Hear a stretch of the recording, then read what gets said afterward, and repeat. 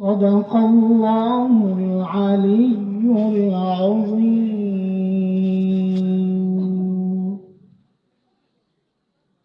তালিমুল কোরআন বালিকা মাদ্রাসা কর্তৃক আয়োজিত আজকের এই ওয়াজ মাহফিলের চলতি অধিবেশনের সম্মানিত সভাপতি, উপস্থিত হযরত উলামায়ে কেরাম, মুরব্বিয়ান আযম, দূর দূরান্ত থেকে আগত ইসলাম প্রিয় সুধী সমাজ, প্রিয় ছাত্র ভাইয়েরা, পর্দার আড়ালের মা ও বোন, আল্লাহ সুবহানাহু ওয়া তাআলার অশেষ মেহেরবানি, করুণা, দয়া, যে মহান মালিক লাখো কোটি মানুষ থেকে বাছাই করে দ্বীনি এই মজলিসে আমাদেরকে আসার বসার তৌফিক দান করেছেন। এটা মালিক চেয়েছেন বলেই আমরা আসতে পেরেছি। কোরআনে আসছে এই কথা, আল্লাহ যাকে চান তাকে দিন বুঝার মানসিকতা দান করেন, আর যাকে চান না তাকে আপনি হাজারও বুঝাবেন, কাজ হবে না। তাকে আপনি বুঝাবেন ভাই লাউ কদু এক জিনিস না, সে বলবে না এক জিনিস। আল্লাহ বলেন তার দিন বুঝা আসমানে ওঠার মতো অসম্ভব, একেবারেই সম্ভব না। সূরা আনআমের মধ্যে মালিক বলেছেন এটা। فمن يرد الله أن يهديه يشرح صدره للإسلام ومن يرد أن يضله يجعل صدره ضيقا حرجا كأنما يصعد في السماء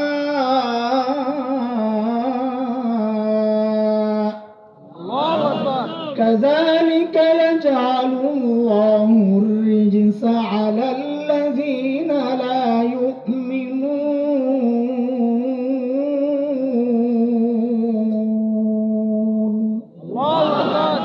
এই আয়াতের মধ্যে রব্বে কারীম এই কথাগুলো বলেছেন। মুহতারাম হাজরিন, যে মহান মালিক এই নিয়ামতে ধন্য করে আমাদেরকে এই মজলিসে একত্রিত করেছেন, ওই মালিকের শুকরিয়া আদায় করি, জবান খুলে প্রাণ খুলে কালিমাতুশ শুকর উচ্চারণ করি, আলহামদুলিল্লাহ। আল্লাহ তাআলা আমাদের উপর কত নিয়ামত দিয়েছেন বলেন তো আপনারা? হ্যাঁ, অসংখ্য অসংখ্য, তাই না? গণে শেষ করা যাবে না। কুরআন আল কারীমের সূরা নাহল, সূরা ইব্রাহিম, দুই সূরায় আল্লাহ এই কথাটা বলেছেন স্পষ্ট করে। মালিক বলেন, وَإِن تَعُدُّوا نِعْمَةَ اللَّهِ لَا تُحْصُوهَا إِنَّ الْإِنسَانَ لَظَلُومٌ كَفَّارٌ।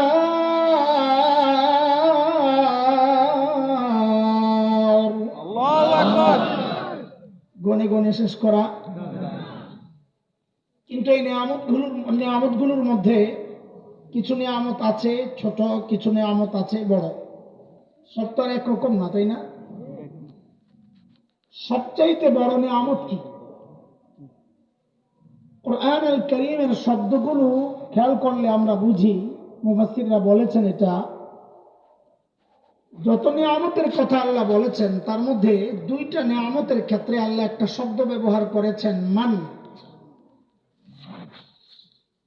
যারা আরবি জানি আমরা জানি মান মানে খোঁটা দেওয়া। কেউ যখন কারো উপর অনুগ্রহ করে, খোঁটা দেওয়ার ক্ষেত্রে ছোটটার খোঁটা দেয় না, দেয় বড়টা। কাউকে 100 টাকা দিয়েছেন, আবার 1 লক্ষ দিয়েছেন, খোঁটা দিলে কি বলবেন? তোকে না 100 টাকা দিছিলাম। কোনটা? বড়টা। দুইটা নিয়ামতের ক্ষেত্রে আল্লাহ মান ব্যবহার করেছেন, বোঝা গেল ওই দুইটা নিয়ামত। মান মানে খোঁটা দেওয়া, যদিও আল্লাহর শানে খোঁটা দেওয়া এই অর্থ আমরা করতে পারি না। আমরা বলবো আল্লাহ তাআলা অনুগ্রহ প্রকাশ করেছেন দুইটা নিয়ামতের ক্ষেত্রে। যেই দুই নিয়ামতের ক্ষেত্রে আল্লাহ শব্দ মান ব্যবহার করেছেন, বোঝা গেল ওই দুইটা নিয়ামত বান্দার জন্য আল্লাহর পক্ষ থেকে সবচেয়ে বড় নিয়ামত। এর মধ্যে একটা হচ্ছে সূরা হুজুরাতের শেষ দিকে আসছে। মালিক বলেন, يمنون عليك أن أسلموا قل لا تمنوا علي إسلامكم بل الله يمن عليكم أن هداكم للإيمان إن كنتم صادقين আল্লাহ বলেন, বান্দা, তোমাকে যে আমি ঈমানের নিয়ামত দিয়েছি, এটা তোমার জন্য আমার পক্ষ থেকে অন্যতম শ্রেষ্ঠ নিয়ামত। কোন নিয়ামত? কি নিয়ামত? ঈমানের নিয়ামত এক।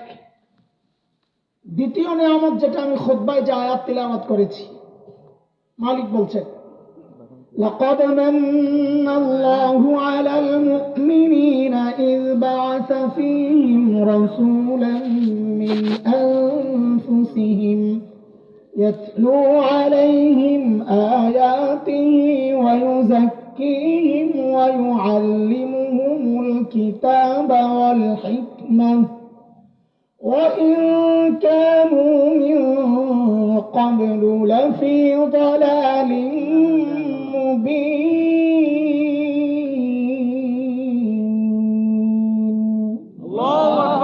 মালিক বলেন, বান্দা, আমি আমার শ্রেষ্ঠ রসুলকে তোমাদের রসুল বানাইয়া পাঠাইছি, এটা তোমাদের জন্য আমার পক্ষ থেকে আরেকটা বড় নিয়ামত।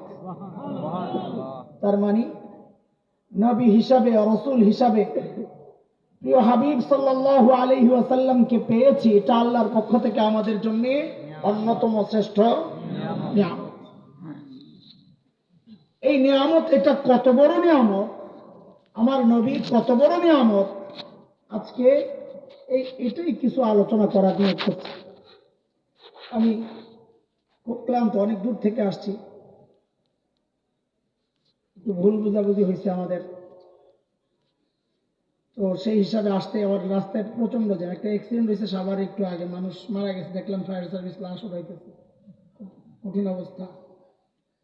আবার আমাদের সায়েন্স ল্যাবের ওই পাশে আজকে প্রচন্ড জ্যাম ছিল রাস্তায়, তো খুব টেনশন করছি, কারণ ওই যে মাহফুজ ভাইকে খুব ভয় পাই, বুজুর্গ মানুষ, কোন বদদোয়া দিয়ে আরেক ঝামেলা। এর মধ্যে আমার দোস্ত মাওলানা মাহবুবের আব্বা, ছোটবেলা থেকে আমরা জানি, মুরব্বী হিসাবে মহব্বত করি, হযরতুল আল্লাহ খুরশেদ আলম দামাত বারাকাতুহুল আলিয়া, হযরত বয়ানে বসছেন শুনে আমার কলিজা আরো পারি না, আর এই বেচারা কতক্ষণ কষ্ট করে আল্লাহ জানে। তো সব মিলাই আইসা তো মানুষ দেখা তো শান্তি লাগতেছে, খামা খাই না আপনাদের ফোন দিয়ে বিরক্ত করছে। আর একটু পরে আসলো, আলহামদুলিল্লাহ, আর একটু পরে আসলো, দেখা যায় চলতো।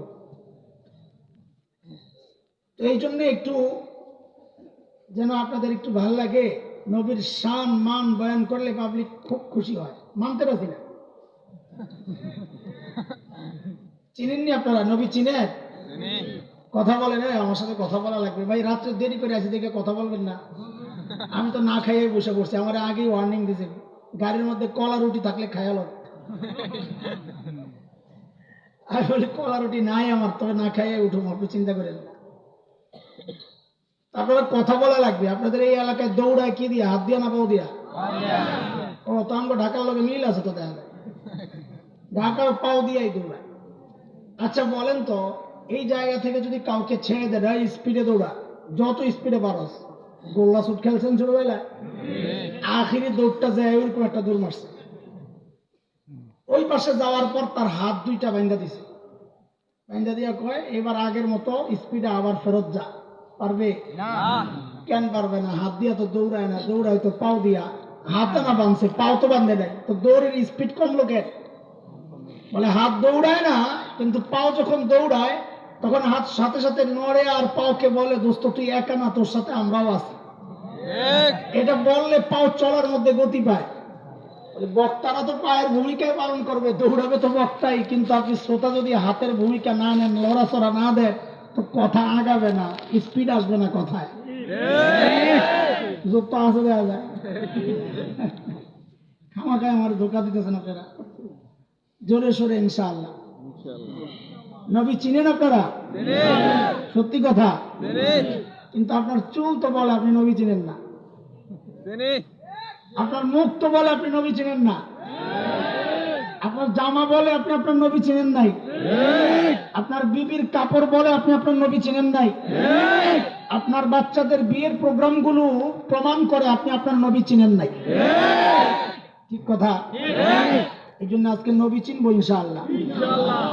তবে ফাঁকে একটা কথা বলি, আমি তো বয়ানের মানুষ না, আমি তো দরসের মানুষ, আমি কিতাব পড়াই না মানুষ। মুরব্বীরা জোর করে ঢিল্লা একরকম পাঠাইছে, তাও তো বয়স 5 বছর পুরো হয় নাই। ফুর্তি করুম, এই যে সামনে ডিসেম্বর 31শে ডিসেম্বর আমার 5 বছর পুরো হইব বয়ানের 5 বছর। তো ওই জন্য ওইভাবে বলতে পারি না, কিন্তু একটা মিশন নিয়ে তো আমাদের নামা। যাই আলোচনা করি, ওই যে আমাদের এলাকায় বলে বেসু আছে বেসুর তালে, আমরা যেদিকেই যাই ঘুরা মুইরা ওই মুহররমের ওয়াজের কিচ্ছা শুনছেন নি আপনারা? আল্লাহ জানে। এক বক্তা মুহররমের ওয়াজ মুখস্থ করছে, যা করে আল্লাহ, সুন্দর মতন সাইজ মতন। আজকে এক মাওলানা বলতেছে আপনার 3টা বয়ান দাড়ি কমা সহ মুখস্থ করছে। এখন কয়টি মারতাছি, মারেন আল্লাহ ভরসা। এক বক্তা মুহররমের ওয়াজ মুখস্থ করছে, এক জায়গায় গেছে রজব মাসে বয়ান করার জন্য। এলাকার মানুষ ধরছে, হুজুর সামনে সবে মেরাজ, একটু মেরাজের বয়ান করলে ভালো হয়। বেটা করছে মুসিবত, মেরাজের ওয়াজ মুখস্থ করে, তো বয়ানই করছে, যা করে আল্লাহ, কি করে কি আসে যায়। ও ভাই, মেরাজের বয়ান আমার জন্য আলোচনার সাবজেক্ট। মেরাজে কে গেছেন তো এটা জানে না সবাই? কে গেছেন? রাসূল সাল্লাল্লাহু আলাইহি ওয়াসাল্লাম। রাসূলকে চিনেন? হাসান হুসাইনের নানা। কার নানা? হাসান হুসাইন চিনেন? কি বলবো, হুসাইন শাহাদাত বরণ করলেন কারবালার ময়দানে, চলে গেছে কারবালা। বয়ানের শেষ হয়ে গেছে, কারবালা শেষ। হাই হাই, সময় তো শেষ। আমার তো আলোচ্য বিষয় ছিল আজকে মেরাজ, আমি তো শেষ করতে পারলাম না। আবার কখনো আসলে ইনশাআল্লাহ আপনাদেরকে মেরাজের বয়ান শোনাবো। এটাতে আমরা বলি বেসু আছে বেসুর তালে, সে তার লাইন মতো যাবেই গা। আমরাও কিছু মানুষ এই মাহফিল, ওয়াজ মাহফিলে একটা টার্গেট নিয়ে নামছি, একটা মিশন নিয়ে নেমেছি। আপনাদেরকে নবীর শান আর মান ঠিকই শোনাবো, ফাঁকে ফাঁকে আমরা আমাদের টার্গেটের কথাগুলোও বলে ফেলব। এটা একটা কৌশল, এটা একটা কৌশল। বাচ্চাদেরকে যখন ডাক্তাররা ইঞ্জেকশন দিতে নেয়, শিশু ডাক্তাররা বাচ্চাদের অনেক কলা কৌশল করে। হাতে একটা চকলেট ধরে নেয়, খাও। বাচ্চা তো চকলেট পাইলে আর কোনো কথা নেই, একটা খেলনা দিয়ে দিছে, একটা কাঠ পেন্সিল, একটা পেন্সিল তলনি, একটা রাবার, মহা খুশি। এইটা ডাক্তার কিন্তু এইটা ঘষতেছে, চেঞ্জ করতেছে। যেই দেখে ওই জায়গায় পুরোপুরি ব্যস্ত, আস্তে করে ইঞ্জেকশনটা বেরা দেয়। আর ঠিক নি কথা? আমিও তোমাদেরকে নবীর শান আর মানের চকলেট খাওয়ামো, ফাঁকে ফাঁকে ইঞ্জেকশন ঢুকাইয়া দেবো, যা করে আল্লাহ। ঠিক আছে ইনশাআল্লাহ? চলো আজকে আমার নবীর শান আর মান শুনবো ইনশাআল্লাহ। আমার নবীকে আল্লাহ তাআলা কেমন বানাইছেন? আমাদের বড়রা বলেন আমার নবীর শান হচ্ছে আকাশের মতো। মানে কি? মাথাটা অনেক বড়, আকাশের মতো। নীল কালার ছিলেন নবী, আকাশের মতো মানে বলে একটা ছোট্ট বাচ্চা যার চোখ ঠিক আছে, উন্মুক্ত আকাশের দিকে যদি তাকায়, আকাশটা দেখবে কি দেখবে না? দেখবে। আচ্ছা, শিশুর বড়টা কিশোর, সে যদি তাকায় দেখবে কি দেখবে না? দেখবে। মাশাআল্লাহ। কিশোরের বড় যুবক, সে যদি তাকায় তাও দেখবে। বুড়া যদি তাকায় তাও দেখবে। আচ্ছা, একজন বাবা যদি তাকান, আরে কথা তো বলেন, দাদার নানা যদি তাকান, কোন শিক্ষক যদি তাকান, কোন বক্তা যদি তাকান, সমাজ সংস্কারক যদি তাকান, সমাজ সেবক যদি তাকান, সেনা প্রধান যদি তাকান, রাষ্ট্রনায়ক যদি তাকান, সবাই দেখবে, কোনো সমস্যা হবে না। মাশাআল্লাহ। বলে আমার নবীও আকাশের মতো। বলে মানে কি? বলে একটা শিশু যদি চিন্তা করে যে আমি জগতের শ্রেষ্ঠ শিশু হব, বলে রাস্তা একটাই, তুমি শিশু মুহাম্মদুর রাসূলুল্লাহর দিকে তাকাও। একটা কিশোর যদি চিন্তা করে শ্রেষ্ঠ কিশোর হব, বলে তুমি কিশোর মুহাম্মদুর রাসূলুল্লাহকে ফলো করো। একটা যুবক যদি চিন্তা করে শ্রেষ্ঠ যুবক হব, বলে তুমি যুবক মুহাম্মদুর রাসূলুল্লাহর অনুসরণ করো। একজন বৃদ্ধ যদি চিন্তা করেন শ্রেষ্ঠ বৃদ্ধ হব, বলে আপনি বৃদ্ধ মুহাম্মদুর রাসূলুল্লাহর ইতাআত করেন।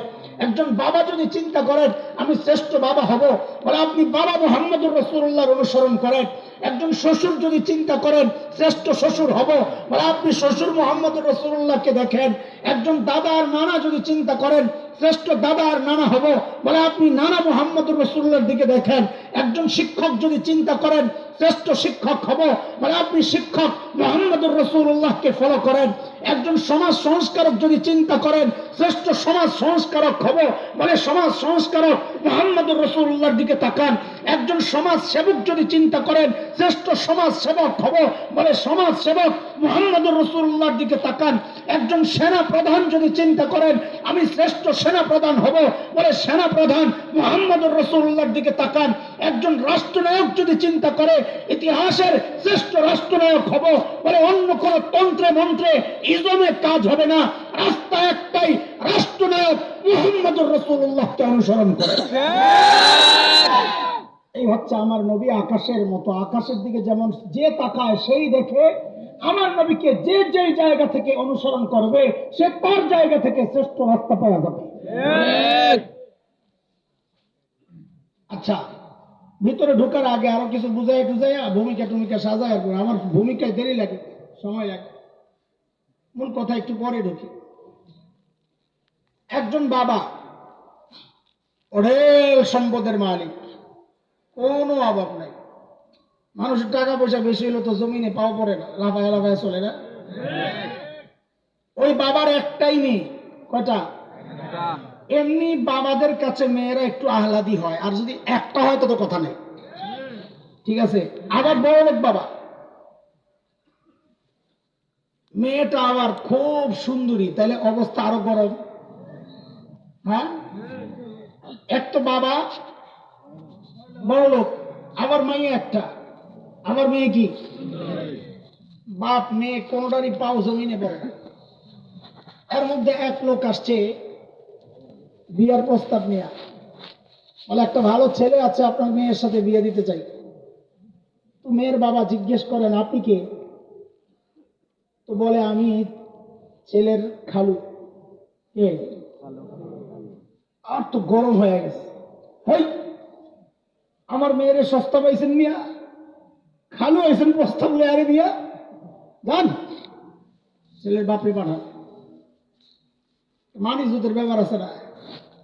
তো ঠিক আছে, ছেলের বাপও চিন্তা করছে পোলা যখন বিয়ে করামো বড় লোকের মাইয়া, যে চলেন যাই, যা কথাবার্তা চালাইছে। তো ছেলের বাবাকে মেয়ের বাবা জিজ্ঞেস করেন আপনার নাম কি?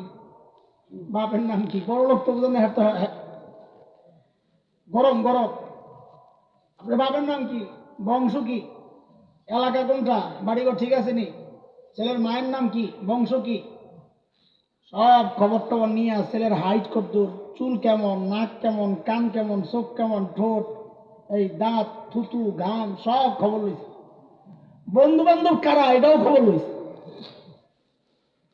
দেখছে যে সব ঠিক আছে, বিয়ে দেওয়া যায়। তো কথাবার্তা বিয়ের সাথে পাকাপাক্ত হয়েছে। এখন বিয়ের সময় মেয়ের বাবা মেয়েকে বিদায় দেওয়ার সময় মার্কেট করবে। তো সবচাইতে দামি মার্কেটে গিয়া সবচাইতে দামি শাড়ি পোশাক কিনবে কি কিনবে না? কারণ তার তো টাকার অভাব নাই, খরচেরও জায়গা নাই। বুঝেন কথা, টাকারও অভাব নাই, খরচেরও জায়গা নাই। সবচাইতে দামি গয়না, সবচাইতে দামি সাজানি প্রসাদনী কিনছে, কিনা তারপর মেয়েকে বিদায় করছে। এরে দোস্ত, ঠিক আল্লাহ তাআলা প্রিয় হাবিব সাল্লাল্লাহু আলাইহি ওয়াসাল্লামকে দুনিয়ায় পাঠানোর ক্ষেত্রে এই সব বিষয় লক্ষ্য করেছে। প্রথম কথা যে আমার নবীকে আমি দুনিয়ায় ফ্রিতে পাঠাবো না। ফ্রি জিনিসের দাম থাকে না। মানুষ যে জিনিস যত বেশি কষ্ট করে অর্জন করে ওই জিনিসের কদর আর দাম মূল্য তার কাছে তত বেশি থাকে। আল্লাহ তাআলা সিদ্ধান্ত নিয়েছেন নবীকে দুনিয়ায় পাঠাবেন, কিন্তু ফ্রি পাঠাবেন না, প্রস্তাব দেওয়া লাগবে। প্রস্তাব দিয়া আমার নবীকে নেওয়া লাগবে, চাইয়া নিতে হবে, চাইয়া। তো বলে কে চাইবে? যে কেউ চাইলে চলবে না, ছেলের বাবা চাইতে হবে। ছেলের বাবা। আমার নবীর বাবাকে মিল্লাতা আবিকুম ইব্রাহিম হুয়া সাম্মাকুমুল মুসলিমিন।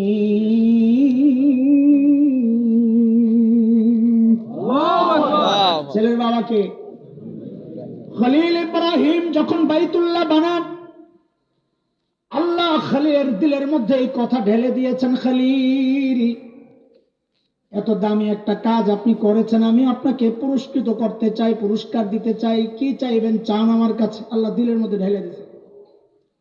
খলিল চিন্তা করেছেন সারা জিন্দেগি মালিকের কাছে চেয়ে চেয়ে পাইলাম জমজমওয়ালা ইসমাইল। কাকে? খলিল চিন্তা করলেন এইবার আমি ছোট মোটো আর কিচ্ছু চাইবো না, চাইবো সবচেয়ে বড়টা। চায়া বসছেন আল্লাহর কাছে, আল্লাহ আমি চাই এইবার আপনার কাছে জমজমওয়ালা না, আমি চাই কাউসারওয়ালা। ও ভাই কোরআনের কথা। খলিল হাত উঠাইছেন, রব্বানা ওয়াবা'থ ফীহিম রাসূলাম মিনহুম ইয়াতলু আলাইহিম আয়াতিক ويعلمهم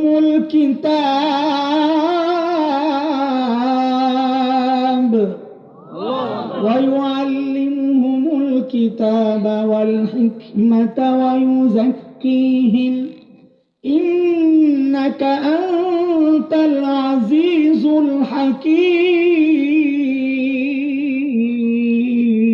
الله أكبر। الله আমি চাই জমজমওয়ালা না, কাউসারওয়ালা। কি চাই? শ্রেষ্ঠ রসুলকে দেন। দোয়া করছেন কে?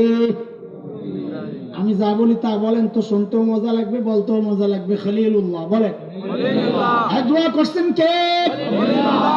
পাশে কিন্তু বসে আছেন জবিহুল্লাহ। কে জবিহুল্লাহ? কে? ইসমাঈল আলাইহিস সালাম।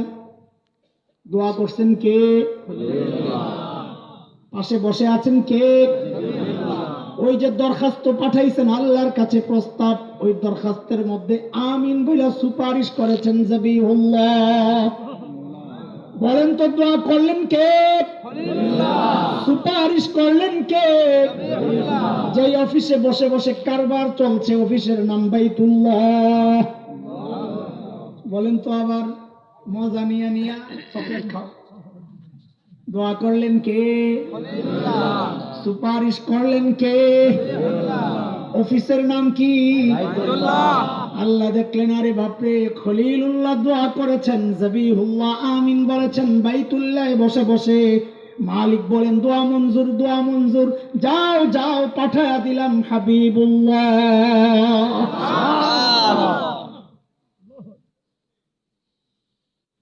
মজমা যখন শেষ হয়ে যায়, প্রধান বক্তা অথবা শেষ বক্তা, আজকে তো প্রধান বক্তা আগে গেছে, শেষ বক্তা আসছে পরে, তো মজমা একটু এলোমেলো হয়ে যায়, মানুষ একটু হাঁটাহাঁটি করে, কেউ বসে থাকে চুপচাপ, যা আর ওড়াউড়ির কারণে জায়গাটা গরম করছি, যাই লাভ নাই। কেউ একটু বাদাম টাদাম টিপে যায় আশপাশে ঘুরে, আবার কেউ কেউ আল্লাহর বান্দা আছে দূরে যায় শয়তানের লেঞ্জাটা আছে না, আছে। তো ওই যে ফোন দিছে ইসাক ভাইয়ের কাছে বা আমাদের মাহফুজ ভাইয়ের কাছে, ভাই কালামপুর তো উপস্থাপক খবর পাঠাইছে, অবস্থা করেছে আয়া পড়ছে আসান যাবে একটা স্লোগান না কেন, মজমাটারে জমানোর জন্য, বুঝে আসছে না? এলো এলো মজমাকে ঠিক আল্লাহ তাআলা ওই কাজটাও করছে।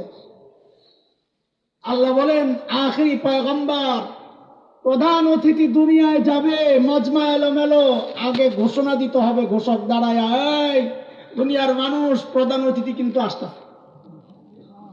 আল্লাহ ঘোষণা দেওয়ার জন্য নির্বাচন করলেন, নির্ধারণ করলেন হযরত ঈসা আলাইহিস সালাম। কাকে? সূরা সফ আয়াত 6 হযরত ঈসা আলাইহিস সালাম ঘোষণা দিলেন কি وَإِذْ قَالَ عِيسَى ابْنُ مَرْيَمَ يَا بَنِي إِسْرَائِيلَ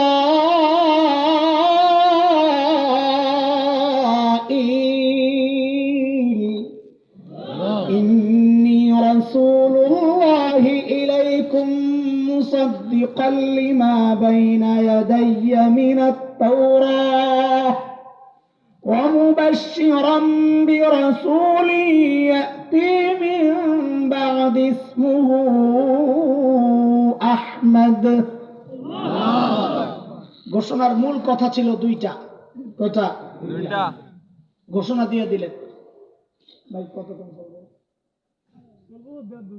আমি শেষ মানে কোনো বাধা আছে না? আচ্ছা ঠিক আছে। মানে আশেপাশের সিপা গলিতে ঢুকুম কিনা ওইটা জানিয়ে নিলাম না। সোজা দৌড়াইতে সিপা সাপায় ঢুকলে তো একটু সময় লাগবে, আর সোজা দৌড়াইলে বা সময় আমার ওইটার উপরে নির্ভর কতক্ষণ আছি ওই হিসাবে আর কি। সিপা গলিতে ঢুকবো না দৌড়ামো খালি ওইটা। হ্যাঁ সুবহানাল্লাহ, সেহরি খাই আজকে ইনশাআল্লাহ। কিয়ামতের আগে হযরত ঈসা আলাইহিস সালাম দুনিয়ায় আবার আসবেন নি? কি জন্য আসবেন জানেননি আপনারা? অনেক কারণ আছে, অনেক কারণ। যেমন একটা কারণ, দোয়া করছেন আল্লাহর কাছে, আল্লাহ আখেরি পয়গম্বরের উম্মতের এত দাম, সুবহানাল্লাহ, আমিও যদি হইতাম। তো আল্লাহ দোয়া কবুল করছেন। আচ্ছা যান, আপনি আখেরি পয়গম্বরের উম্মত হইতে মন চাইছে, যান। তো কিয়ামতের আগে আবার পাঠাবেন। কিন্তু এই প্রসঙ্গে একটা ভয়ঙ্কর প্রশ্ন জাগে, ওই জন্য জিজ্ঞেস করছি সিপা গলিতে ঢুকবো কিনা। কারণ ওই চোরা গলিতে অনেক দেরি লাগে ফিরতে, হারাইয়া যাইতে হয়, কই কই জায়গা খবর তাই না। একটা প্রশ্ন জাগে, আহলুস সুন্নাহ ওয়াল জামাতের আকীদা হচ্ছে সমস্ত নবীদের মর্যাদা সমস্ত মাখলুকের মধ্যে শ্রেষ্ঠ, এমনকি ফেরেশতাদের চেয়েও। ফেরেশতাদের চেয়ে নবীদের মর্যাদা বেশি। কারণ হচ্ছে ফেরেশতারাও গুনাহ করেন নাই। সূরা তাহরীম আয়াত 6, লা ইয়াসুনাল্লাহা মা আমারাহুম ওয়া ইয়াফআলুনা মা ইউমারুন। ফেরেশতারাও কোনো গুনাহ করেন নাই, নবীরাও কোনো গুনাহ করেন নাই। কিন্তু ফেরেশতাদের গুনাহ করার যোগ্যতাই ছিল না, নবীদের গুনাহ করার যোগ্যতা ছিল, করেন নাই, এই জায়গায় শ্রেষ্ঠত্ব। আমাদের অনেক ভাই আকীদা পোষণ করে যে নবীদের গুনাহ করার যোগ্যতাও ছিল না, আমাদের মতো মানুষ না। এটা ভুল। একজন মানুষ জন্মান্ধ, জন্ম থেকেই অন্ধ, ওয়াজ শুনছে, চোখের হেফাজত করা অনেক সওয়াবের কাজ। আলহামদুলিল্লাহ, জীবনে কারো দিকে তাকাই নাই, হারামজাদা। এটার কোনো কৃতিত্ব আছে? মানুষ হাসবে না? জন্ম থেকেই পাও নাই, দুইটা পাও সারা জন্ম নিছে। গর্বের সাথে বলে, আমার জীবনে আমি আমল কি করছি না করছি জানি না, তবে একটা কাজ বড় ভালো করছি, আমার জীবনে আমি কাউরে লাথি দিই নাই। এটার কোনো মান আছে? পাও আছে, লাথি দেয় নাই, চোখ আছে, দেখে নাই, তাইলে না সম্মান। নবীদের গুনাহ করার ক্ষমতা ছিল, করেন নাই, এর মধ্যে হলো সম্মান, মর্যাদা। তো হযরত ঈসা আলাইহিস সালাম নবী ছিলেন কিনা? কথা কর। আখেরি পয়গম্বরের উম্মতের যত দামই হোক, নবুয়তের মর্যাদার চেয়ে তো বেশি না। কারবারটা কেমন হইল? এক জায়গায় এক কমিশনারের প্রশংসা হচ্ছে, এমপি সাহেব লাভ দিয়ে দাঁড়ায় কয়, আমারও কমিশনার বানায় দেন। ব্যাপারটা এমন হলো না? হযরত ঈসা আলাইহিস সালাম তো মর্যাদা উঁচা, তিনি কেন আখেরি পয়গম্বরের উম্মত হতে চাইলেন? তাইলে তিনি তার শ্রেষ্ঠত্বের মর্যাদার থেকে নিচে নামতে চাইলেন না? আরে কথা বুঝেন নাই? এমপি সাহেব কমিশনার হতে চাইছে, সোজা কথা। কত প্রশ্ন জাগে এরকম আপনার মাথায়। আমরা ঢাকার মানুষ বিরিয়ানির পাগল, আপনাকে কি অবস্থা জানি না। আমরা খুব বিরিয়ানি খাই, আজকে দুপুরও খাইছি আলহামদুলিল্লাহ। এক হোটেলে এক বিরিয়ানি পাগল গেছে খাইতে, সামনে বিশাল ডিশ বিরিয়ানির, এই মশলার গ্রান বেরোতেছে, ধোঁয়া উঠতেছে, মাশাআল্লাহ, গ্রান আর গ্রান। তো হোটেল বয় আইসা বলে, স্যার আমাদের রেস্টুরেন্টের আরেকটা স্পেশাল জিনিস আছে। বলে কি? বলে চাটনিটা হেভি টেস্ট, দিব? বলেন তো বিরিয়ানির দাম বেশি না চাটনির দাম বেশি? এই লোক যে চাটনি খাইতে চাইছে বিরিয়ানিরে বাদ দিয়া না বিরিয়ানিরে রেখা? কথা বলেন না। হযরত ঈসা আলাইহিস সালাম নবুয়তের মর্যাদা পাইয়াও যে আখেরি পয়গম্বরের উম্মত হতে চাইছেন দোস্ত, নবুয়তের বিরিয়ানির প্লেট তো সামনে আছে, কিন্তু তিনি চাইছেন আখেরি পয়গম্বরের উম্মতের ওই চাটনিটারে মিলাইয়া বিরিয়ানির স্বাদটারে বাড়াইতে, বিরিয়ানি বাদ দিয়া না। বুঝে আসছেনি কথা? বাদ। এটা একটা কারণ, কিয়ামতের আগে ঈসা নবীর আবার আসা। দ্বিতীয় কারণ হচ্ছে, ও ঈসা নবী, আপনি তো আমার প্রধান অতিথির আগমনের ঘোষণা দিয়েছিলেন, তাই না? তো আপনি কিয়ামতের আগে আবার যান দুনিয়ায়, যাইয়া মজমা শেষের ঘোষণাটা আপনি দিয়ে আসেন। ঘোষক তো আপনি। প্রধান বক্তার আগমনের ঘোষণা বা অন্যান্য ঘোষণা যে দেয়, মজমা শেষের ঘোষণাও তিনিই দেন। হযরত ঈসা আলাইহিস সালাম যেহেতু প্রধান বক্তার আগমনের ঘোষণা দিচ্ছেন, বলে মজমা শেষের ঘোষণাও আপনি দিয়ে আসেন, যান। আল্লাহ এই জন্য কিয়ামতের আগে নবী ঈসাকে আবার পাঠাবেন। বাদ দেন, চলে। হযরত ঈসা আলাইহিস সালামের ঘোষণার মূল কথা ছিল দুইটা। কয়টা? খেয়াল করেন। এক নম্বর হচ্ছে, ইয়া বনি ইসরাঈল ইন্নী রাসূলুল্লাহি ইলাইকুম। ও বনি ইসরাঈল, আল্লাহ আমাকে তোমাদের রাসূল বানাইয়া পাঠাইছে। এই কথাটা আমার সাথে দুইবার বলবেন আপনারা। বলেন, ও বনি ইসরাঈল, আল্লাহ আমাকে তোমাদের রাসূল বানাইয়া পাঠাইছেন। আবার বলেন, ও বনি ইসরাঈল, আল্লাহ আমাকে তোমাদের রাসূল বানাইয়া পাঠাইছেন। ওই যে আমি ইনজেকশন দেবো, যে এই প্রথম ইনজেকশনের সুই এটা, আমি তখন চামু ওই যে সুইটা দে, তখন বাইর করে দিয়েন, এখন না রাখেন, এটা আপাতত। এটা এক ঘোষণা। দ্বিতীয় ঘোষণা, ওয়ামুবাশশিরান বিরাসূলিন ইয়াতি মিন বাদি ইসমুহু আহমদ। যে প্রধান বক্তা আসছেন, সুসংবাদ শোনো, যার নাম হবে আহমদ। কি নাম? ভাই, আমার তো এলেম কালাম নাই বললেই চলে। আল্লাহ তাআলা আমার নবীর এত দুই সুন্দর নাম দিচ্ছেন, শুধু এই দুই নামের উপর যদি কথা বলি তো রাত শেষ করা যাবে। এত মজা আর মজা, মজা আর মজা। আজীব না, মুহাম্মদ সাল্লাল্লাহু আলাইহি ওয়াসাল্লাম মানে সবচেয়ে বেশি প্রশংসিত, আহমদ সবচেয়ে বেশি প্রশংসাকারী। এই দুই নাম কেন? ওদিকে যাচ্ছি না, আরো দেরি হয়ে যাবে। বড় আজীব নাম। মক্কার কাফিররা যখন রাস্তাঘাটে যায় যায় মানুষের কাছে বদনাম করত, এই মুহাম্মাদের কাছে যাইবা না, খারাপ মানুষ। তো কাফিররা বলতো, কিরে ভাই, সবচেয়ে বেশি প্রশংসিত আবার খারাপ হয় কেন? বুখারীর রিওয়ায়াত আসছে। এরা এসে পরামর্শ সভা রাখছে, এই খাইছে রে, মুহাম্মদ নাম পাল্টাই দেবো, এই নাম দিয়ে বদনাম করা যাবে না। বলে, কি নাম রাখবা? তো বলে, মুজাম্মাম রাখো, সবচেয়ে বেশি নিন্দিত। এখন হাটে ঘাটে বাজারে যায়া বলে, এই মুজাম্মাম খারাপ মানুষ, তার কাছে যাইবা না। এখন মানুষ জিজ্ঞেস করে, মুজাম্মাম কেডা? লাগছেনি বেশ বাইরে আগের ডাই বালা। আল্লাহ আমার নবীর এমন এক নাম রেখেছেন, তুমি সারা জিন্দগি বদনাম করবা, দিন শেষে যখন জিজ্ঞেস করা হবে, কার বদনাম করলি রে? বলে, যিনি সবচেয়ে বেশি প্রশংসিত। তুই কি পাগল নাকি তোমার? অথচ নবীর দুশ্মনদের নামগুলো যেন আল্লাহ আগের থেকে ফিট করে রাখছেন। আবু জাহেল একটা, এটা বাদ দিলাম।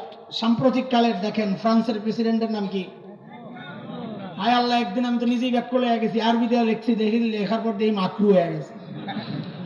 কি আপনি লিখে দেখেন, কি মাকরু মানে অপছন্দনীয়। এইবারে সারাদিন বসে বসে প্রশংসা আপনি করেন, দিন শেষে জিজ্ঞেস করা হবে, এই কার প্রশংসা করলেন? বলে, মাকরু সাহেব।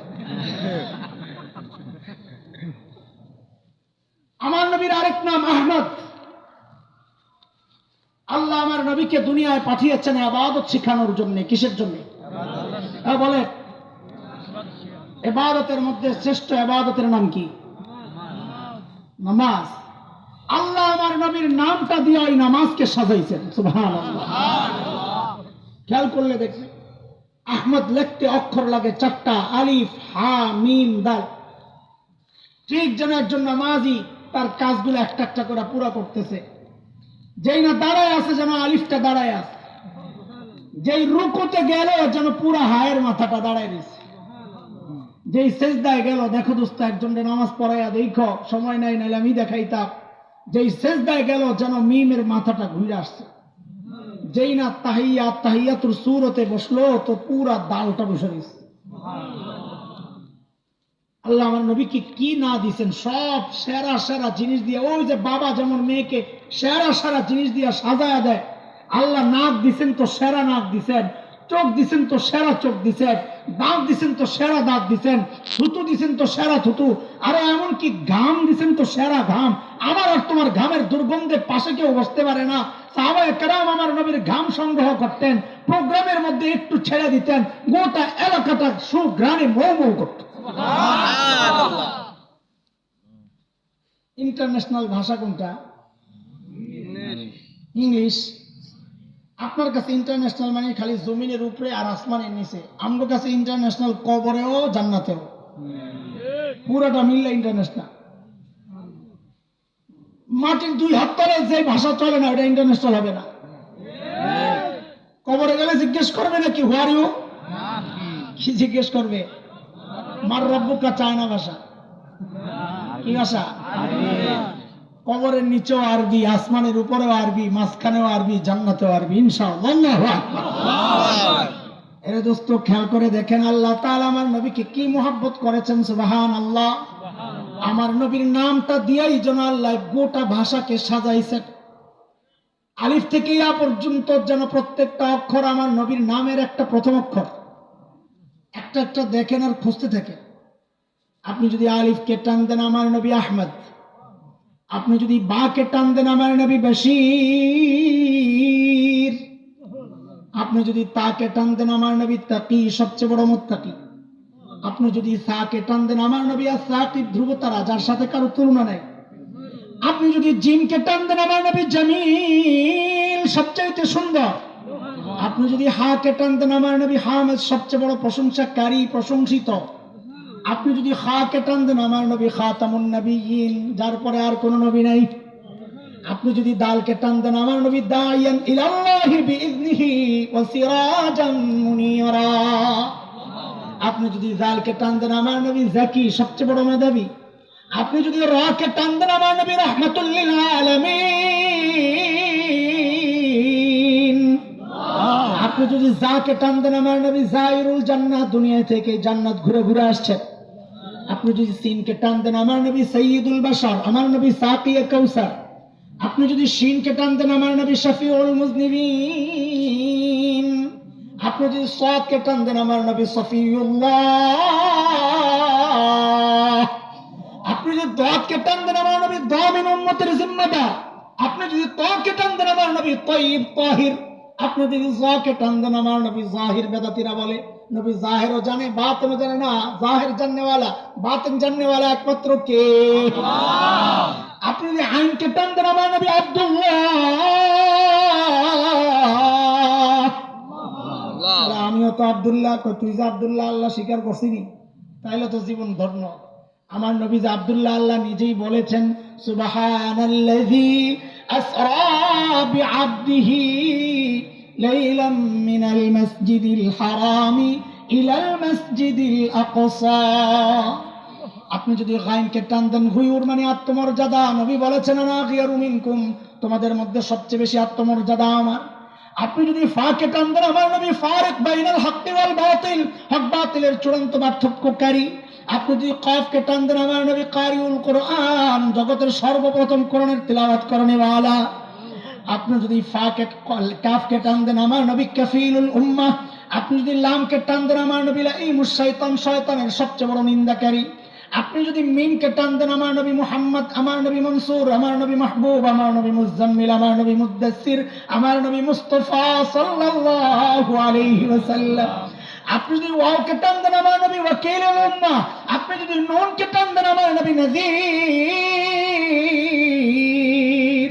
আপনি যদি হা কে টান দেন আমার নবী হাদি লিল আলম, আপনি যদি হামজা কে টান দেন আমার নবী আল আমিন, আপনি যদি ইয়া কে টান দেন, আরে মালিক কত মায়া করে ডাক দিয়েছেন ইয়াসিন। আল্লাহ। ও দোস্ত, নবী চিনো তুমি? হ্যাঁ, চিনলে না? কত বড় নিয়ামত আল্লাহ দিচ্ছেন, সুবহানাল্লাহ। আচ্ছা রাখেন রাখেন, হুজুর একটা জায়গায় খালি একটু ভেজাল লাগে। কোন জায়গায়? আপনি তো বলছেন বাড়ি ঘরও দেখে মাইয়া বিয়া দেওয়ার সময় না, এই জায়গায় তো একটু কেমন কেমন লাগতেছে কেন? আল্লাহ তো নবীকে দুনিয়ার সবচাইতে সুন্দর জায়গা কাশ্মীর, সুইজারল্যান্ড এগুলোতে পাঠান নাই, পাঠাইছেন কোন জায়গায়? জাজিরাতুল আরব, বৃক্ষ লতাহীন জলশূন্য বালুকাময় জায়গা, খাওয়া নাই, পানি নাই, ফল নাই, ফসল নাই। কেন কেন দুনিয়ার সুন্দর সুন্দর জায়গায় আল্লাহ নবীরে পাঠাইতে পারতেন না? কথা কয় না? তো পাঠাইছেন তো একটা জায়গায়, খাওয়ান নাই, কিচ্ছু নাই। কারণ আমার কাছে তো খাওয়ানটাই হলো মূল জায়গা। পেট ঠিক তো সব ঠিক। একটু মনোযোগ লাগবে। এতক্ষণ তো উড়া উড়া কথা, নবীর শান মান মজাই লাগতেছে, আলহামদুলিল্লাহ।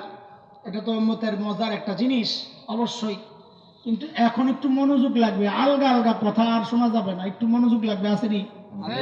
চকলেট খাওয়াইছি রে ভাই এতক্ষণ, আর কত চকলেট খাবি কয় রাত্রি করে? একটু ইনজেকশনের জন্য আস্তে আস্তে একটু রেডি হইতে থাকো। আল্লাহ আমার নবীকে জাজিরাতুল আরবে কেন পাঠাইছেন? বিশ্ব মানচিত্র যদি খুলে ধরেন তো দেখবেন জাজিরাতুল আরবের অবস্থানটা কেমন। দেখবেন তিন দিকে শূন্য পানি, লোহিত সাগর, আরব সাগর মিলায়া তিন দিক থেকে ঘেরাও করে রাখছে। একদিকে জর্ডান, সিরিয়া, ইরাক, ওইদিকে একটু ঝুলে রয়েছে, ঠিক যেন মানুষের হার্ট কলব, যার তিন দিক শূন্য ঝুলে আছে। একদিক উপর দিয়া ঝুলে আছে, রক্তক দিয়া শরীরের সাথে সংযুক্ত। এই জন্যে ভূতত্ত্ববিদরা জাজিরাতুল আরবের নাম দিছে জিওগ্রাফিক হার্ট। মানচিত্র, গোটা মানচিত্রের মধ্যে এটা হচ্ছে হার্ট, দুনিয়ার হার্ট। এটা ঝুলে রয়েছে যে দেখতে হার্টের মতো লাগে। আল্লাহ তাআলা আমার নবীকে ওই হার্টের মধ্যে কেন পাঠাইলেন? জাজিরাতুল আরবে কেন পাঠাইলেন? ওটা বোঝার জন্য আরেক জায়গায় যাইতে হবে। চলে, আমার নবী দুনিয়ায় আসার আগ পর্যন্ত যত দর্শন ছিল, দার্শনিকরা ছিল, গ্রিক দর্শন, রোমান দর্শন, ব্যাবিলন, ইরাকি, বাগদাদি, মিশরীয়, পারস্য, সমস্ত দার্শনিকদের একটাই কথা, মানুষকে নিয়ন্ত্রণ করে তার ব্রেন। কে? সর্বপ্রথম গোটা দুনিয়ার দার্শনিকদের বিরুদ্ধে দাঁড়ায়া ঘোষণা দিলেন আমার নবী, এই না, মানুষকে তার ব্রেন নিয়ন্ত্রণ করে না, মানুষকে নিয়ন্ত্রণ করে তার হার্ট। একাডেমিক লেখাপড়া নাই, অথচ কি ঘোষণা দিয়া দিলেন গোটা দুনিয়ার দার্শনিকদের বিরুদ্ধে। আজকের চিকিৎসা বিজ্ঞানীরাও স্বীকার করতে বাধ্য হয়েছে যে হ্যাঁ, মানুষকে তার ব্রেন নিয়ন্ত্রণ করে না, করে হার্ট। নবী ঘোষণা দিলেন, আলা ইন্না ফিল জাসাদি মুদগাহ ইযা সালুহাত সালুহাল জাসাদু কুল্লুহু ওয়া ইযা ফাসাদাত ফাসাদাল জাসাদু কুল্লুহু আলা ওয়া হিয়াল কলব। পিসাবরা তো সারা জিন্দেগি এই হাদিস রে মানুষের আত্মা পরিশুদ্ধের পেছনে লাগাইছে কেন? আমরা তো পিসাব না, আমরা একটু অন্য জায়গায়ও লাগাই। ঠিক আছে না? কোন বুঝেন না আপনারা? ও হুজুরা বুঝছে, আপনারা না বুঝলেও চলবে। এই হাদিস দিয়ে তো মানুষের আত্মা পরিশুদ্ধের মেহনতের ওয়াজ যারা করে তারা এই হাদিসটা লাগায় দেয়। আল্লাহর নবী বলেন, হে আমার উম্মত, শরীরের ভেতরে একটা গোশতের টুকরা আছে, ওই গোশতের টুকরা যদি ঠিক হয়ে যায় গোটা বডি ঠিক, ওইটা বরবাদ হয়ে গেলে গোটা বডি বরবাদ। এইবার বুঝেন আল্লাহ তাআলা আমার নবীকে দুনিয়ার হার্টের মধ্যে কেন পাঠাইছেন? কারণ আমার নবী একমাত্র নবী যিনি বিশ্ব নবী। আল্লাহ তাআলা বিশ্ব নবীকে হার্টে পাঠাইছেন। ও নবী, হার্টে মেহনত করেন। ইযা সালুহাল কলব, হার্ট যদি ঠিক হয়ে যায়, সালুহাল জাসাদ কুল্লু, গোটা দুনিয়ার বডিটা ঠিক হয়ে যায়। এর চরম বাস্তবতা হচ্ছে আজকের বিশ্ব, আজকে আরব বিশ্ব মানচিত্র খুলে দেখো, আজকের জাজিরাতুল আরব, ওই হার্টের মধ্যে গন্ডগোল শুরু হয়ে গেছে। ইসলাম মুসলমানদের অবস্থা বড় নাজুক। হার্ট যেহেতু পৌঁছে গেছে, গোটা দুনিয়া থেকে মুসলমানদের আখলাক, ইমান, চরিত্র সব শেষ হয়ে গেছে। হার্ট যদি ঠিক হয়ে যায়, আজও যদি জাজিরাতুল আরব ঠিক হয়ে যায়, খোদার কসম গোটা দুনিয়া মুসলমান শাসন করবে। আরব বিশ্ব পচন ধরেছে, গোটা দুনিয়ায় পচন ধরেছে। কেন? এটা তো নবীরই কথা। ইযা সালুহাত সালুহাল জাসাদু কুল্লু ওয়া ইযা ফাসাদাত ফাসাদাল জাসাদু কুল্লু আলা ওয়াহিয়াল কাল। দুনিয়ার মানচিত্রের মধ্যে, গোটা দুনিয়ার মানচিত্রের মধ্যে হাট হচ্ছে জাজিরাতুল আরব। বুঝে আসছে কথা? এইবার বুঝেন আল্লাহ আমার নবীকে দুনিয়ার মাঝখানে কেন পাঠাইছেন? কই হাটে মেহনত করার জন্য। যেহেতু নবী বিশ্ব নবী, যেন গোটা দুনিয়ায় নবীর হেদায়েতের নূর ছড়ায়া যায়। দুইটা উদাহরণ দিলে আরো ভালো বুঝবেন ইনশাআল্লাহ। একটা পুকুরের মধ্যে মাঝখানে যদি একটা ঢিল ছুড়ে, তো ঢেউটা সমান তালে চারদিকে ছড়াবে, তাই না? কিন্তু যদি এক কিনারায় ছুড়েন, তো ঢেউটা একদিকে দ্রুততার সাথে এবং স্পিডে যাবে, শক্তিশালী ভাবে যাবে। আরেক দিকে ধীরে ধীরে যেতে যেতে দুর্বল হয়ে অনেক দেরিতে যাবে, তাই না? আল্লাহ আমার নবীকে গোটা দুনিয়ার মাঝখানে কেন পাঠাইছেন? যেহেতু আমার নবী একমাত্র বিশ্ব নবী, যেন হেদায়েতের নূর সমান তালে গোটা দুনিয়ায় ছড়ায়া যায়। একটা ছোট্ট গল্প শোনাই ভাই। আমি কিসসা পাওয়ার পাবলিক না, তারপরে বোঝানোর জন্য বলতেছি, বুঝবেন যে আসলে কিসসাটা তো বোঝার জিনিস।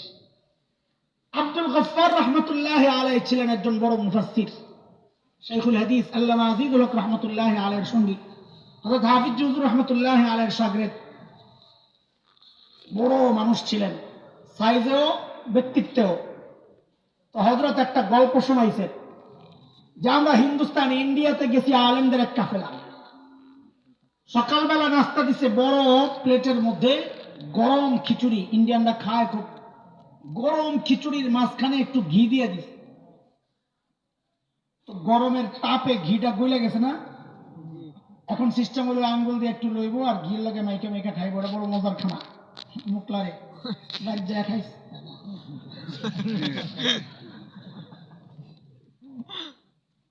এটা বুঝার আগে আরেকটা জিনিস বুঝালো। মক্কা থেকে হাবশা হচ্ছে পশ্চিমে।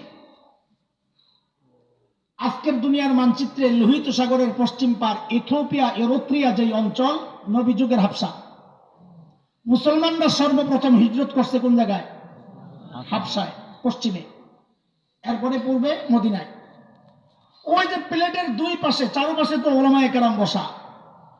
পশ্চিম দিকে যে মাওলানা সাহেব বসছেন, উনি হঠাৎ করে কাম করলেন কি, একটা ঘিয়ের মধ্যে আঙ্গুলটা ঢুকাইয়া নিজের দিকে পুরো এরকম টান মেরে কয়, ইসলাম প্রথমে মক্কা থেকে হাবশার দিকে হিজরত করছে। ঘিরে বানাইছে ইসলাম। ওই যে মাঝখানে যে ঘি তো গলে গেছে গরমে, সব ঘি ছুটছে হাবশার দিকে। পূর্ব দিকে যে মাওলানা বসা, সর্বনাশ, ঘি তো হাবশাওয়ালা খাই লাগব। উনি আবার তাড়াতাড়ি আঙ্গুলটা ঢুকাইয়া দিছে নিজের দিকে একটা টান করে, তারপর ইসলাম মক্কা থেকে মদিনার দিকে হিজরত করছে। আব্দুল গফফার সাহেব কারবারটা দেখছো? ঘি তো দেখা যায় হাবশাওয়ালা আর মদিনাওয়ালা খেয়া লাগবো। আমি তাড়াতাড়ি হাতাগুলা বটলা, লম্বা মানুষ তো দেখায় খুব সুন্দর করে, হাতাগুলা বইটাই ঘিটারে পুরা খিচুড়ির মধ্যে মাখলাম আর বললাম, এরপর ইসলাম গোটা দুনিয়ায় ছড়ায় গেছে। এইবার বুঝছো নি আল্লাহ ঘি মাঝখানে কেন পাঠাইছে?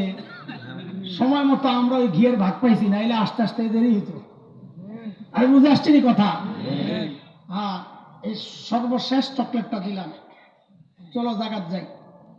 দোস্ত, যে জন্য এতক্ষণ কষ্ট করছি একটু কথা বলার জন্য, আমার কামে এটা লম্বা দূর থেকে আস্তে আস্তে আগাই। যার ধৈর্য আছে বয়া বয়া শুনবো, ধৈর্য নাই তো চলে যাবো। গরম গরম ডাইরেক্ট অ্যাকশন চলবো না।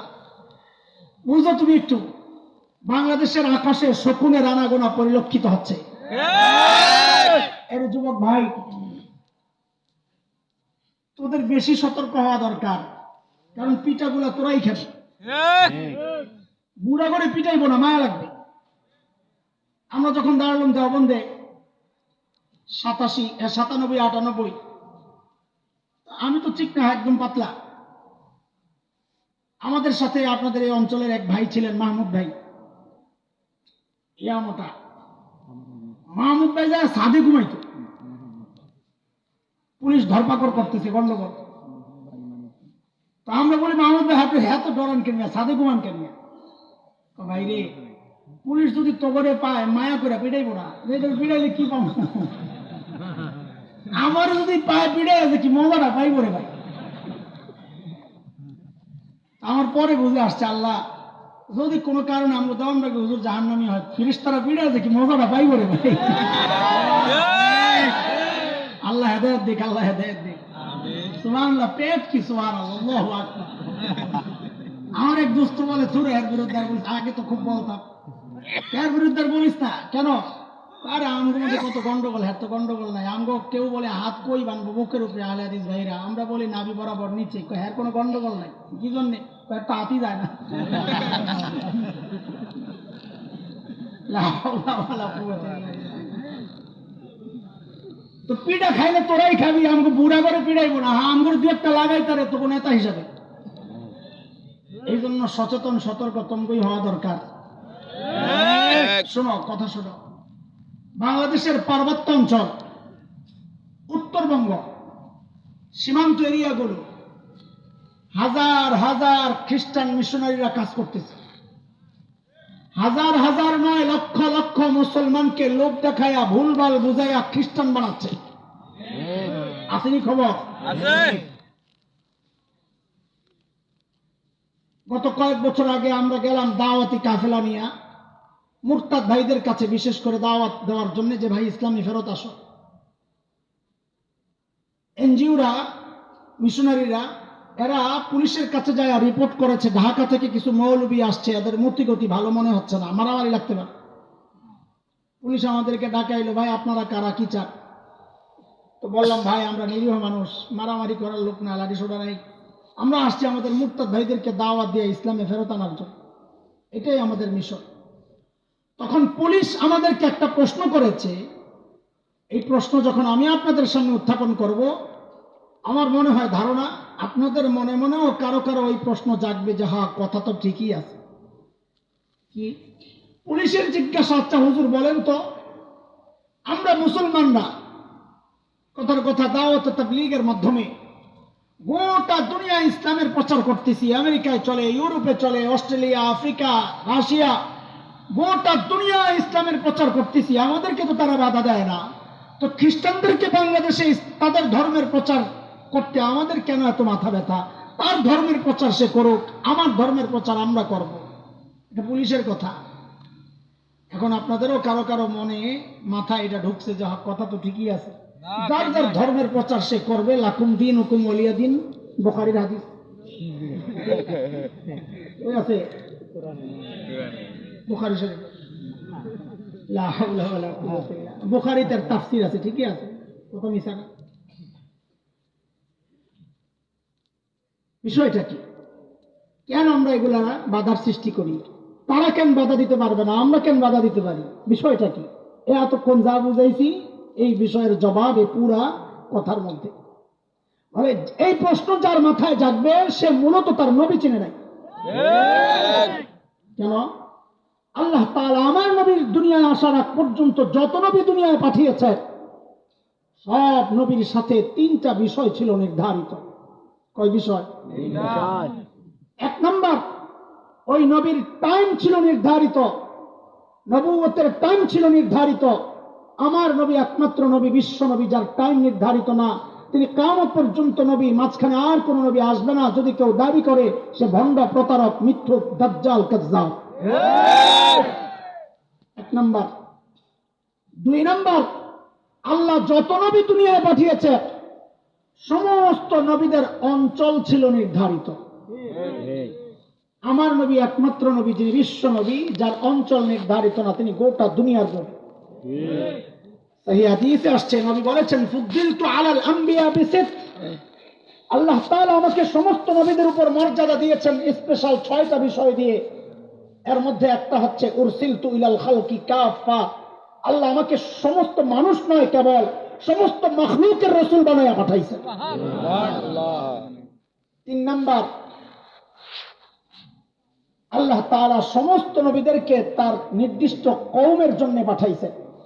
ওই যে শুইরে রেখে আসছি পিছনে হযরত ঈসা আলাইহিস সালামের বক্তব্য, ইয়া বনি ইসরাঈল ইন্নী রাসূলুল্লাহি ইলাইকুম, ও বনি ইসরাঈল আল্লাহ আমাকে তোমাদের রাসূল বানায়া পাঠাইছেন। এই যে হযরত ঈসা নিজে স্বীকার করতেছে আল্লাহ হযরত ঈসাকে কাদের রাসূল বানায়া পাঠাইছে? বনি ইসরাঈল। কাদের? বনি ইসরাঈল। এইবার বুঝেন তারা কেন দাওয়াত দিতে পারবে না, আমরা কেন দিচ্ছি? কয়টা বুঝার আগে আরেকটু বুঝেন। ঢাকা 7-এর সংসদীয় আসনের এমপি ছিলেন এক সময় মেয়রও ছিলেন মুক্তিযোদ্ধা জনাব সাদেক হোসেন খোকা, নাম মনে আছে না? ঢাকার মেয়র ছিলেন। তিনি আসেননি, এমপি আসেননি, এমপির টাইমও শেষ হয়ে গেছে। এলাকা কোনটা? ঢাকা ৭, সূত্রপুর, কোতোয়ালি। আপনাদের এই এলাকা কি নাম? সংসদীয় আসনের নাম কি? ধামরাই। ঢাকা ২০, এমপি সাহেবকে বেনজি সাহেব। আচ্ছা বুঝেন, ধামরাইয়ের একদম প্রপারে বিশাল একটা অফিস খুলছে খোকা সাহেবের কিছু কর্মী, বিশাল সাইনবোর্ড লাগাইছে এমপি সাহেবের অফিস। বেনজি সাহেবের কর্মীরা যায় ধরছে, এই এটা কোন এমপির অফিস? আমরা থাকতে আবার কে অফিস খুললো রে? বলে এটা সাদেক হোসেন খোকা সাহেবের অফিস। এখন বলেন বেনজি সাহেবের কর্মীরা এবারে সারবো না বিটা লাগাইব? বলেন। কারণ কি? প্রথম কারণ হচ্ছে তুই ভুল তো অন্যায় তো একটা করস, তাই অনেকগুলা করছস। এক অন্যায় তো খোকা সাহেবের এমপির টার্ম তো শেষ হয়ে গেছে অনেক আগে, এখন তো তিনি এমপি না। ২ নাম্বার, তার অঞ্চলে এটা না, তার অঞ্চল তো ঢাকা ৭, অফিস খুলছস ওই জায়গায় যায় খোল। তুই কেন আসছস? এই ২ অপরাধের কারণে যদি তাদেরকে কেউ পিটায়, এই পিটানিটা ঠিক আছে না ভুল? বুঝা করেন, পরে পোল্টি মারতে পারবেন না। আপনারা বড় পোল্টি বাস, নিজেরটা ভালো বুঝেন, কিন্তু দিনের ব্যাপার আসলে ঘুরে যান। বলেন এদেরকে যদি কেউ পিটায়, পিটানিটা ঠিক আছে না ভুল? এইবার বুঝেন, আমরা মুসলমানরা গোটা দুনিয়া ইসলামের দাওয়াত কেন দিতে পারি, খ্রিস্ট ধর্মের দাওয়াত বাংলাদেশে কেন চলবে না, এটা বুঝেন। আরে দোস্ত, প্রথম অপরাধ হচ্ছে যেই নবী ঈসা আলাইহিস সালামের ধর্মের প্রচার হচ্ছে, ওই নবী ঈসার নবুয়তের টার্ম তো শেষ হয়ে গেছে ১৫০০ বছর আগে। ২ নম্বর অপরাধ হচ্ছে যেই নবী ঈসার ধর্মের প্রচার হচ্ছে, ওই নবী ঈসাকে আল্লাহ তাআলা বাংলাদেশের নবী বানান নাই। নবী ঈসা নিজে বলেছেন, আজকের বিকৃত বাইবেলের মধ্যে আছে, নবী ঈসা বলেছেন আল্লাহ আমাকে ফিলিস্তিনের একটা নির্দিষ্ট অঞ্চলের জন্য পাঠাইছে। ৩ নম্বর অপরাধ হচ্ছে নবী ঈসাকে আল্লাহ মুসলমানদের রাসূল বানিয়ে পাঠান নাই।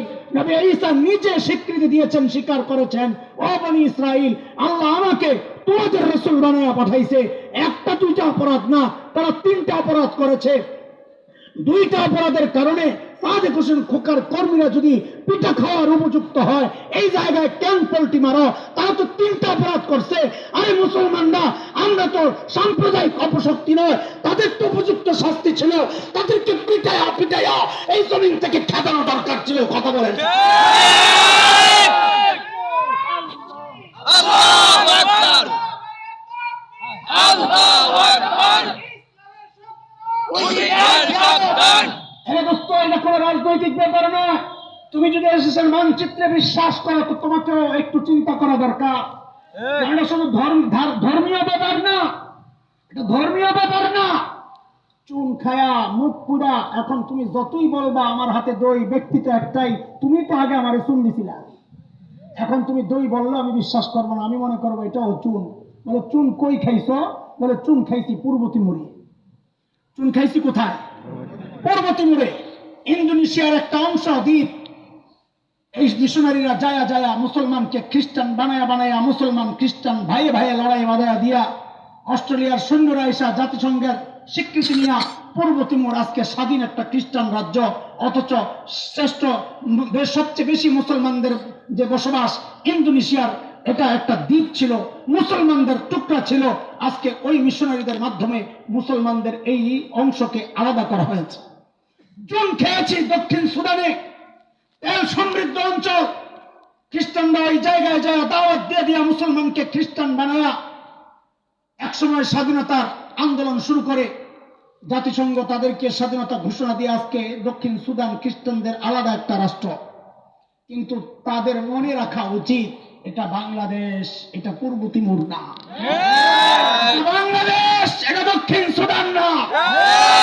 এই দেশের ইতিহাস আছে, যে দেশের স্বাধীনতার গোড়ায় শাইখুল হিন্দ রহমতুল্লাহ আলাইহি, সেই শাইখুল হিন্দের রুহানি সন্তানরা যেই জমিনে আজ বাস করে, এই দেশের মানচিত্র খোপলে খাবে কোন কুলাঙ্গার, এই দেশের স্বাধীনতা শেষ করবে কোন কুলাঙ্গার। এই পবিত্র জমিনের ইঞ্চি ইঞ্চি মাটিকে সোনার চাইতে খাঁটি মনে করি। কি জন্য তেল হয়, গ্যাস হয়, ফসল হয়? এই জন্য না।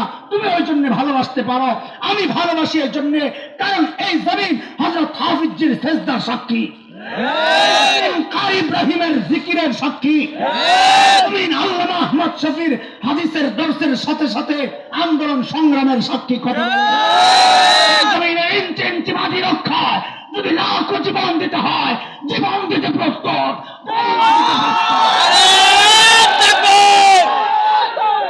আল্লাহু আকবার। হুশিয়ার সাবধান, হুশিয়ার সাবধান, হুশিয়ার সাবধান। আল্লাহু আকবার। আজকে এই কথাগুলো অনেকের সহ্য হয় না। যার এই কথা সহ্য হবে না, খোদার কসম সে স্বাধীনতা বিরোধী। কথা বলে মুসলমানরা যতদিন এদেশে বেঁচে থাকবে, এদেশের স্বাধীনতা থাকবে, ইসলাম থাকবে না, স্বাধীনতা থাকবে না। ঠিক কিনা বলে? মাঝে মধ্যে ভেস্কি দেয় বিড়ালের দলেরা। কি বিড়াল বিড়াল বিড়াল বিড়ালরা ভেস্কি দেয় তোমাদের আর আমারে। মনে রেখো, 100টা বিড়াল দেখলেও বাঘ কিন্তু একটুও ডরায় না। কিন্তু ওই একটা বাঘের লেন্সে যদি 100টা বিড়াল দেখে, সব পালাইতে থাকবো। কথা ঠিক কিনা? কথা ঠিক কিনা? বাঘের জাত, যাদের মালিক আরশে আজিমের রব, কোনো ভয় নাই। কথা বলো। মালিক জানায়া দিছেন, ফাইন তাওয়াল্লাউ ফাকুল হাসবিয়াল্লাহ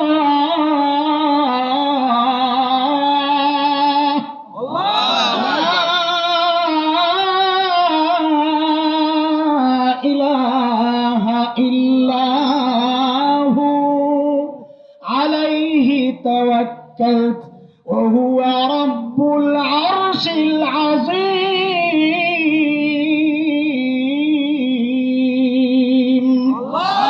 যাদের মালিক আরশে আযীমের রব, তাদের কোনো ভয় নাই। কথা বলো। আমার দেশ দখল করবা তাই না? শোনো কুলাঙ্গারেরা, শোনো। শেখুল হিন্দের রুহানি সন্তানরা যতদিন এই জমিনে থাকে, আছে, বেঁচে থাকবে, একটা কুলাঙ্গার যদি এই জমিন দখলের উদ্দেশ্যে, এই জমিন পবিত্র জমিনে যদি পাও রাখে, আল্লাহর কসম খায়া বলি, একটা কেউ পাওয়াতে দেওয়া হবে না।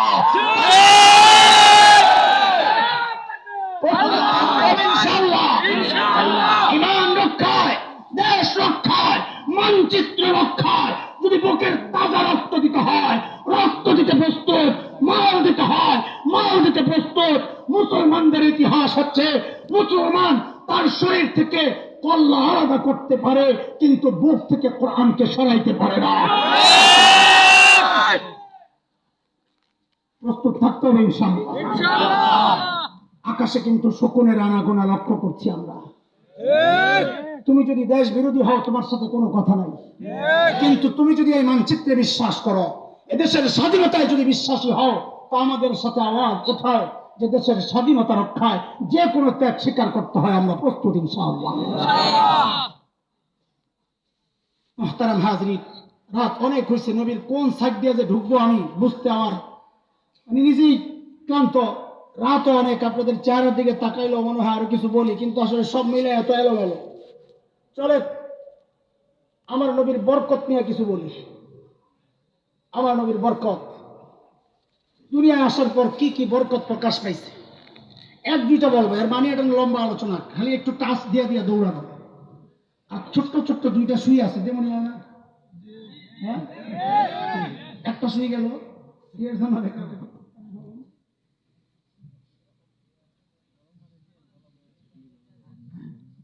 হযরতে আমিনা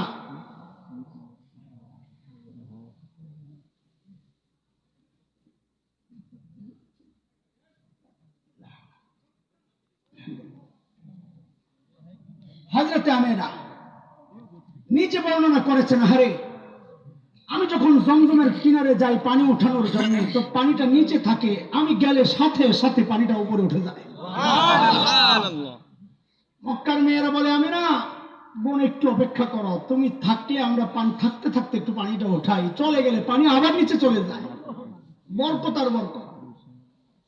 হযরত হালিমাতুস সাদিয়া রাদিয়াল্লাহু তাআলা আনহা নিজে বর্ণনা করেছে, আমি যখন তায়েফ থেকে আমার স্বামী সহ মক্কার উদ্দেশ্যে রওনা দিলাম, আর আমি গরিব মানুষ, আমার বাহনটা দুর্বল, সবার পেছনে পড়ে গেছে।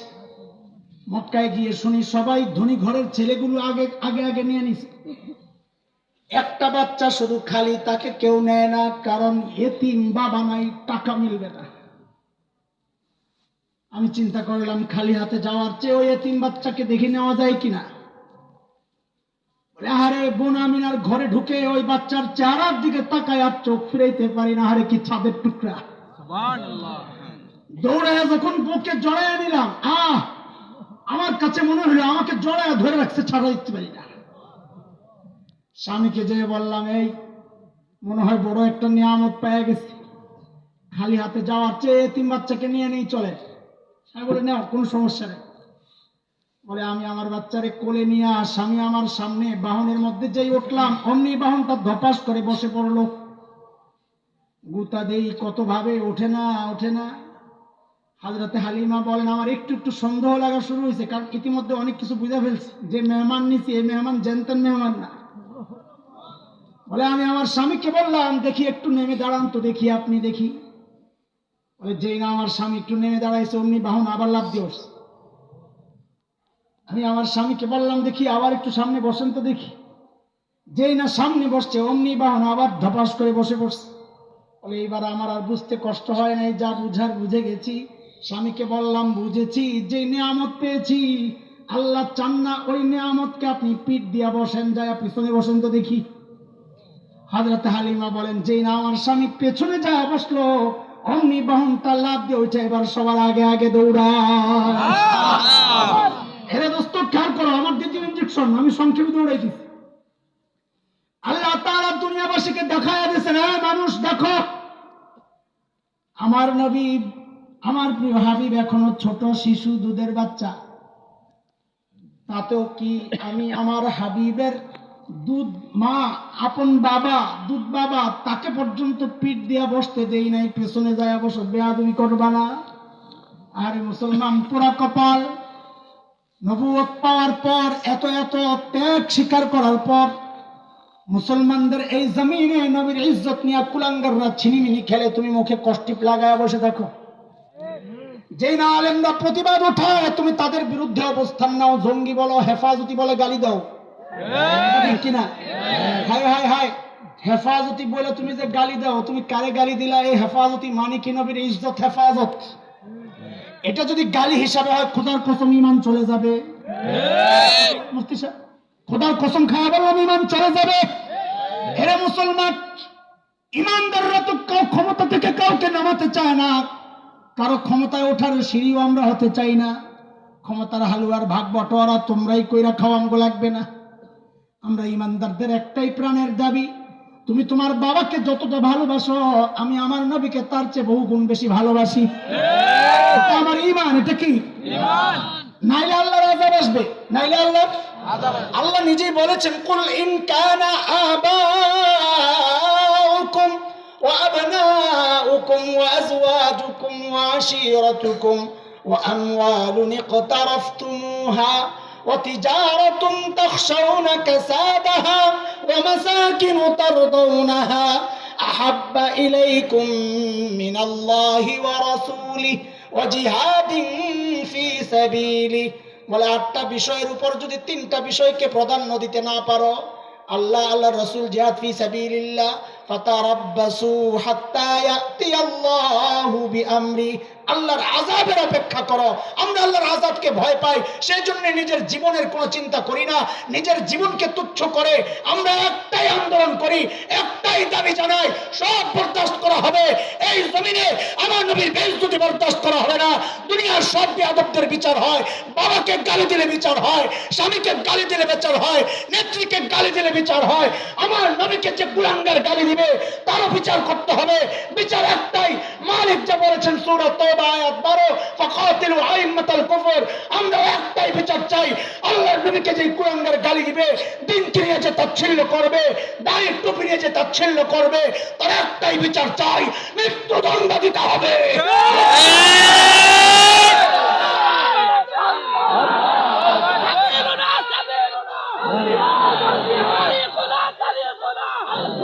আল জিহাদ মুসলমান হুঁশিয়ার সাবধান আল্লাহু আকবার। হযরত হালিমাতুস সাদিয়া বলেন, যেই বাহন ছিল সবার পেছনে পেছনে, এখন ওই বাহন সবার আগে আগে দৌড়ায়। তাইফের মেয়েরা জিজ্ঞেস করে, হালিমা কি খাওয়াইছো রে ভিটামিন? না না না, এটা বাহনের কোনো কারামতি না, আমি এক বড় আজিব মেহমান পেয়েছি, এটা আমার মেহমানের কারামতি। আল্লাহু আকবার। তাই পৌঁছার পর হযরত হালিমার বর্ণনা, আমার বকরিগুলো যখন ঘরে ফিরে উলানে ভরা দুধ। তাইফের মেয়েরা বলে, হালিমা তোমার বকরি কোন জায়গায় দুধ খাও, ঘাস খায় একটু দেখা দাও। আমরা যেমন মোটা পোলাপান দেখলে বলে, তোর বাবা কোন দোকানের চাল খাওয়ায় রে, ঠিক না? তাইফের মেয়েরা হালিমারে যায় ঠিক ওই কথাই কইছে, বোন তোমার ছাগলগুলা কই ঘাস খায় একটু দেখায়া দাও না। হালিমা বলে, না ছাগলেরও কেরামতি না, এটা ঘাসেরও কেরামতি না, এটা আমার কুরাইশি মেহমানের কেরামতি। বাদ দাও, বরকত আর কত বলবো, অনেক হাজার হাজার বরকত। চলো আমার নবী কেমন সুন্দর ছিলেন এটা বলে শেষ করে দিই।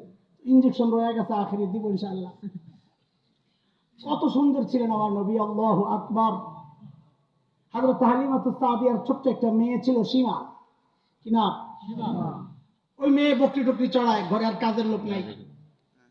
তো একদিন বকরি নিয়ে ফিরতে ফিরতে দেরি হয়ে গেছে, হালিমা গেছে রাগ হইয়া, এই তাড়াতাড়ি আসতে হবে, মেয়ে মানুষ টেনশন লাগে, মা তো সীমা করছে না বিমার কাজও করি, বকাও শুনবো, যাও আমি যাবো না। তো হালিমা তো বুঝছেন যে তোমার কোন জায়গায় ধরলে তুমি সোজা হইবা, আস্তে করে বলে দিচ্ছেন, ও যাইবা না, আমার কি, তোমার কোরাইশি ভাই না খাইয়া থাকবো, আমার কি। সীমা কোরাইশি ভাইকে বড় মহাব্বত করতো, এইটা বলার সাথে সাথে বলে গেছে, আম্মা যাবো, তবে একটা শর্ত আছে। কি শর্ত? বলে সাথে যাওয়ার সময় আমার ভাইয়াকেও সাথে দিয়ে দেওয়া লাগবে। হালিমা বলে, একা একা যায় বকরি সামলাইতে পারো না, আবার পিচ্ছি নিয়ে যাবো, আরো মুসিবত। হযরতে সীমা বলেন, না মা না, ওই যে আরেকদিন ভাইয়াকে নিয়ে গিয়েছিলাম মারে, ওই দিনের খবর তো তোমারে জানাই নাই। আমার ভাইয়ারে বকে নিয়ে নিয়ে যখন আমি চলি মারে, অন্য দিনের মতো বকরি গুলাকে ডাক দেওয়া লাগে নাই, ধরাও লাগে নাই, সবগুলো লাইন ধরে ধরে পিছনে পিছনে হেঁটেছে।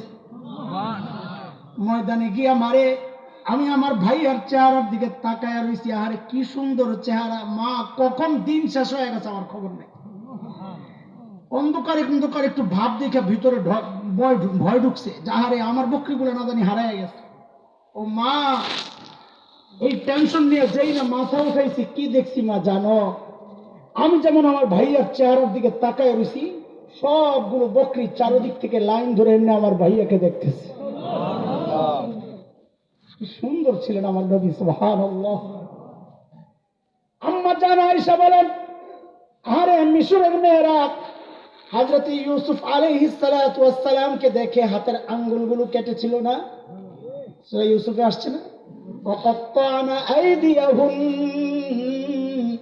ওয়াকুলনা হাশা লিল্লাহ মা হাযা বাশারা ইন হাযা ইল্লা মালাকুন কারীম। ওটা মানুষ না, মানুষ না, মানুষ এত সুন্দর হয় কেমনে? বলে কি, ওটা সম্মানিত ফেরেশতা। আম্মা জান বলেন কি জানেন?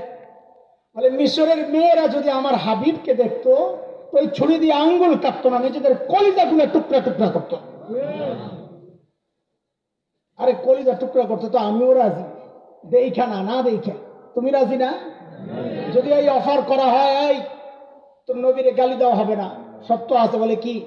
বলে তোর মাথা থেকে পায়ের আঙ্গুল পর্যন্ত ধরে 1 লক্ষ টুকরা করা হবে। বলবো 1 লক্ষ কেন? যদি 1 কোটি টুকরাও করতে হয় করো, তো আমার নবীরে গালি দিবি না? আছি না ইনশাআল্লাহ? এই জীবন শতবার নবীর জন্য ফিদা, ফিদাকা বিআবি ওয়া উম্মি ইয়া রাসূলুল্লাহ। এই জীবনকে 1000 বার কোরবানি করতে প্রস্তুত আছি নবীর ইজ্জত রক্ষায়। রাজি আছি ইনশাআল্লাহ? ইনশাআল্লাহ। কবি হাসান ইবনে সাবিত, আরবের বিখ্যাত কবি। কবিদের কাজ হচ্ছে সৌন্দর্যকে লেখায় ফুটায় তোলা।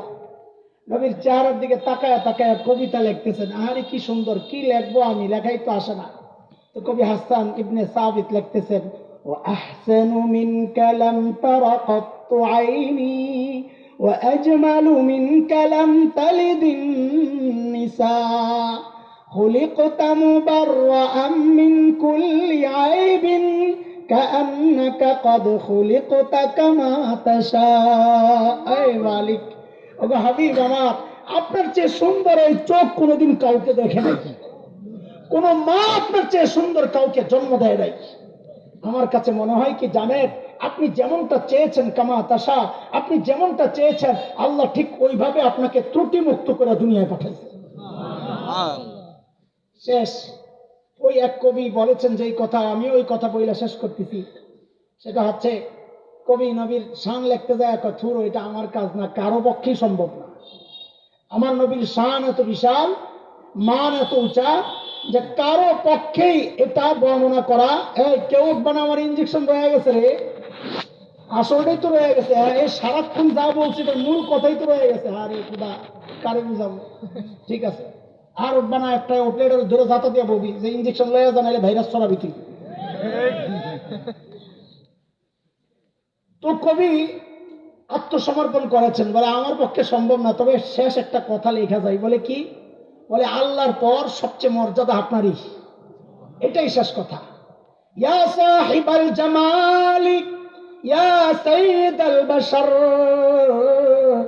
মিন ওয়াজহিকাল মুনীরি লাকাদ নাওয়ারাল কমার লা ইউমকিনুস সানাউ কামা কানা হাক্কুহু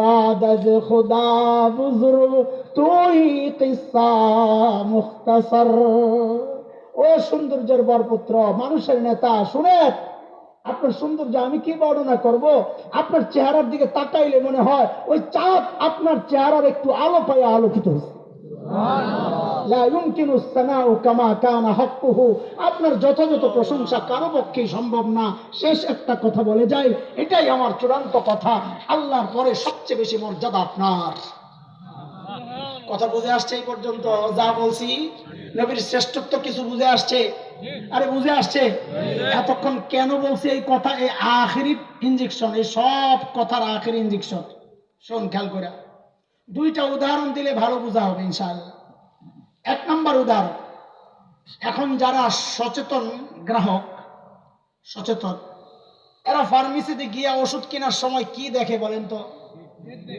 মাশাআল্লাহ দেখছেন আপনারা সচেতন কি দেখে আর আমার মতো কাঞ্জুস হইলে এমআরপিও দেখে ম্যাক্সিমাম রিটেল প্রাইস সর্বোচ্চ খুচরা মূল্য কত ওইটাও দেখে বেশি না রাখতে কষ্ট করে কামাইতো তো এক দোকানে ওষুধ কিনতে গেছে তাও নিজের বাচ্চা কার কথা কই না কিনতে যায় দেখে ওষুধের ডেট আছে 1 মাস কোন মাস আছে হল এখানে যারা ফার্মেসিওয়ালা এদের পরিভাষা হচ্ছে শর্ট ডেটের মাল এটা কি ডেটটা খুব শর্ট পুরান মাল সোজা কথা তো কি আমরা কি করি যদি দেখি মালটা পুরান 1 মাস আছে তো ওই বাইরেটা দিস না নতুন দে নতুন তো নতুনটা লয় আর যদি দেখে 1 মাস ডেট ওভার হয়ে গেছে খাওয়াইবেন ওই ওষুধ নিজের পোলারে এটা ওষুধ না বিষ বুঝা বললেন আগেই বলি পরে পোল্টি মারবেন না এটা কি আর যদি দেখে 1 মাস না 1 বছর ওভার হয়ে গেছে আপনারা কি করবেন জানি না আমার মতো গাউরা পাবলিক যদি হয় তো ওষুধ গয়ে মারবে আর মোয়ের মধ্যে এটা পাগল তুই আমারে মারার বুদ্ধি করছস ঠিক কিনা উদাহরণ নাম্বার 1 এই উদাহরণ থেকে পোল্টি মারবেন না আল্লাহর রাস্তে আগে থেকে কয়ে রাখি উদাহরণ নাম্বার 2 নতুন জামাই গেছে বিয়ে করবার জন্য রাস্তায় জ্যাম ওই যে খালি জ্যামের মেশা উদাহরণ আজকে আমারও যা পাইছে রাস্তায় জ্যাম দিনও ছোট দুপুরে বিয়ে শাদীর পরেই খাওয়া দাওয়ার কথা ছিল আস্তে আস্তে আসর হয়ে গেছে তো জামাই তো আখের শ্বশুর চিন্তা করছে কদিন পরে তো আমারই মেয়ের জামাই কষ্ট দিয়ে লাভ কি এটা তার বক্তা না বলে আগে ওয়াশ করালাম এরপরে খাওয়ান পাবলিক যেতে চাই এটা তো জামাই বিয়ে পড়ে আমারই তো জামাই আগে খাইলো তো খানায় বসাই দিছে আগে আরে হয়নি আপনাকে এরকম কথা কয় না আসতে দেরি হলে বলে না যে খাওয়া দাওয়ার পর্বটা আগে শেষ হোক আদ্য পরে হবে বলে না তো খাইতে বসছে জামাই বাবুর সামনে বিশাল প্লেট আস্তা খাসি আস্তা মুরগি বিভিন্ন কাবাব এই বিভিন্ন এই যত আয়োজন আছে সব সেরা সেরা জিনিসগুলো দিয়া এটা সাজাইছে, সাজাইনি আপনার দেশে? কামসা বলে সাজাইনি, আরে আগে তো জানলাম না। তো জামাই বাবু ওই মজাদার সুস্বাদু এবং দামি খাবারের দিকে তার মনোযোগ নাই। সে তাকায় রয়েছে, পাশে ডেকোরেটররা একটা টুকরি রাখছে, ডাস্টবিন, উচ্ছিষ্ট যা আছে ঝুটা ওখানে নিয়ে ফালায়, হাড্ডিগুলা ফালায়। ছোট ছোট বাচ্চারা পোলাও খায় আর নাকের ফেসা টেসা সহ আঠালো যেগুলা খাইতে পারে নাই ওগুলা নিয়ে ফালাইছে। লেবুর সিল্কা রস নাই, চিপ্পা চিপ্পা সিল্কা ফালাইছে, ওই সিল্কা নিয়ে ফালাইছে। জামাই বাবু কতক্ষণ ওটার দিকে তাকায় রয়েছে মনোযোগ সহকারে।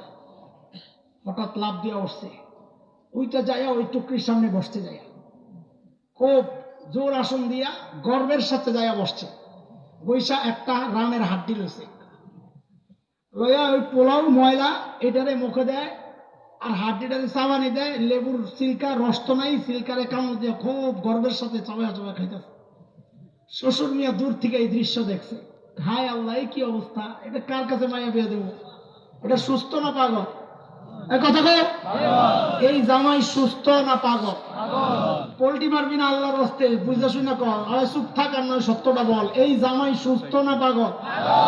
সবাই সবাই একসাথে, এই জামাই সুস্থ না পাগল? আল্লাহর রাস্তে ভাই তোরা পোল্ট্রি মারিস না, যা করে আল্লাহ। হ্যাঁ, শেষ রাত। এই জামাই কি কোন শ্বশুর, সুস্থ শ্বশুর এই জামাইরে মায়া দিব?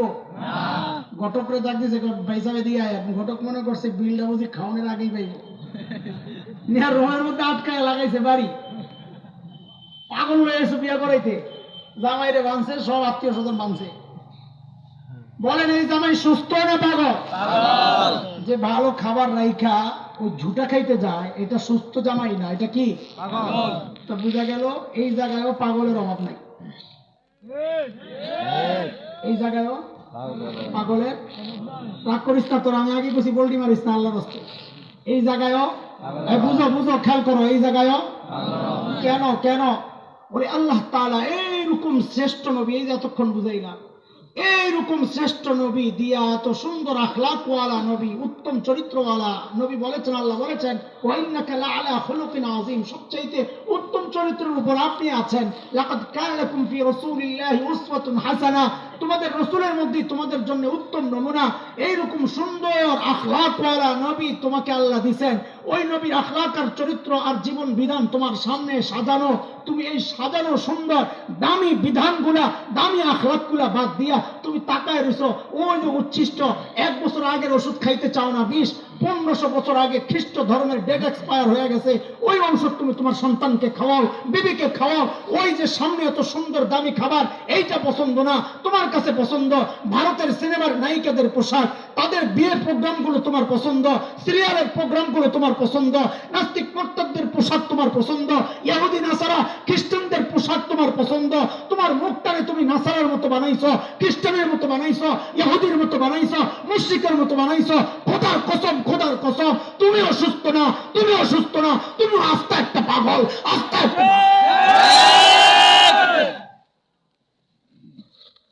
রাগ করছেন না আপনারা? এটা আমাদের জিম্মাদারি বলা, আপনি যে পাগল জানায় দেওয়া, চিকিৎসা দরকার। যে আমি তো ডাক্তার, আমি তো ডাক্তার, তবে গুলিস্তানের হালুয়া বেশি না। গুলিস্তানের হালুয়া বুঝে? গুলিস্তানের হালুয়া হচ্ছে বাটপাররা ব্যস্ত, ছোটকালে আমরা দেখতাম। কোন রোগের এটা? মাথা ব্যথা, চোখ ব্যথা, কান ব্যথা, দাঁত ব্যথা, সর্দি কাশি, আমাশা, জন্ডিস, গিরায় গিরায় ব্যথা, আরো অনেক কথা আছে যেগুলো শরমে আমি বলতে পারতেছি না। সব রোগের চিকিৎসা ওটা তো গুলিস্তানের হালুয়া, একটা দিয়েই সব রোগের চিকিৎসা। আমরা ওই গুলিস্তানের হালুয়া বিক্রি করা ডাক্তার না, যে একরকম ওষুধই তোমার বেচানো, খালি খালি কবরের ওয়াজ, কবরের ওয়াজ, কবরের ওয়াজ। ওলামায়ে কেরাম, হক্কানি ওলামায়ে কেরাম হচ্ছেন বিজ্ঞ অভিজ্ঞ ডাক্তার। তিনি যদি মনে করেন তোমার প্যারাসিটামল দেওয়া লাগবে তো প্যারাসিটামল দিবেন, তিনি যদি মনে করেন অ্যান্টিবায়োটিক দেওয়া লাগবে তো অ্যান্টিবায়োটিক দিবেন। মামলক যদি মনে করে ডাক্তার সাহেব যে তোমার ইঞ্জেকশন দেওয়া লাগবে তো তিনি ইঞ্জেকশন দিবেন। বাবুনগরে ডাক্তার সাহেব যদি মনে করে না তোমার অপারেশন লাগবে তো অপারেশন করবেন। তুমি তাদেরকে কেন বলে এত চিল্লাও কেন? এবার অপারেশনের রোগীরে প্যারাসিটামল খাওয়ানোর মতো ওই রকম মূর্খ মৌলবি তো আমরা না। যাকে অপারেশন করতে হবে তাকে অপারেশনই করতে হবে। যদি কোন ডাক্তার সিরাপ খাওয়ায়, ডাক্তার না, এটা জালেম। নাকি জালেম।